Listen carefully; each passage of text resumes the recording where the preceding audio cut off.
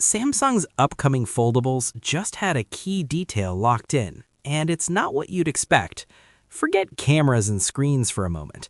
This time, the spotlight is on charging. Both the Galaxy Z Fold 8 and the rumored Widefold are moving up to 45W speeds, a clear jump from the 25W limit we saw last year.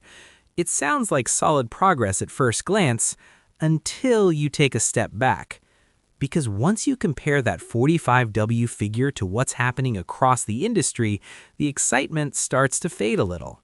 Yes, it's a big step forward for Samsung's foldables, but the rest of the market has been moving faster, and that gap starts to raise a bigger question about how competitive this upgrade really is. Samsung isn't holding back this year either. Instead of a simple refresh, the company is preparing a broader lineup. The Galaxy Z Flip 8, Galaxy Z Fold 8, and a new device currently referred to as the Galaxy Widefold are all expected to launch together. 3 foldables, 1 strategy, and a clear attempt to expand the category further. But there's an interesting omission here. What's missing is any continuation of the more affordable Galaxy Z Flip 7 FE. That absence suggests Samsung may be shifting focus toward a more premium lineup this time around. And within that approach, one thing seems increasingly certain. The Fold 8 and Widefold are both getting 45W charging. It's meaningful, but it doesn't quite change the game. Considering the Z Fold 7 and Z Flip 7 were capped at 25W, this is nearly a 2-fold increase. That alone makes it one of the more notable upgrades in Samsung's foldable evolution. But even so, it still doesn't push these devices to the front of the industry. And that's where the conversation starts to get more nuanced. Within Samsung's own ecosystem, expectations have already shifted.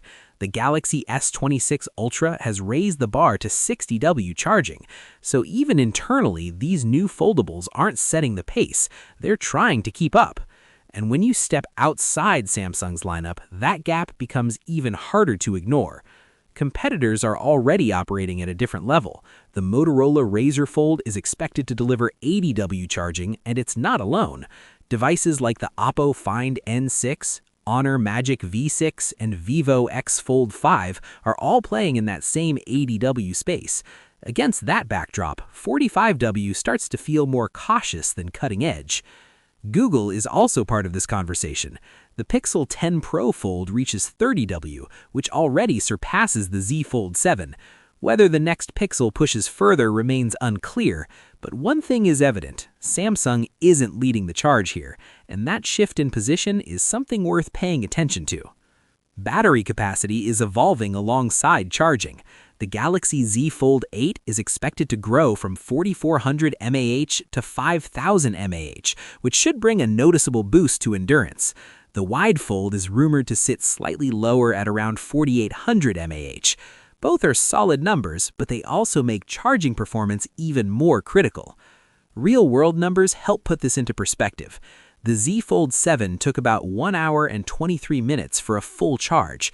With 45W and a larger battery, the Fold 8 could realistically drop that time to under an hour. That's a meaningful improvement in day-to-day use, but it's still not redefining what fast charging looks like. The Widefold might actually have an edge here. With a slightly smaller battery and the same 45W support, it could charge quicker in practice. But there's still uncertainty around how this device will be positioned. If it aims for a lower price, it may come with trade-offs, and those decisions will matter.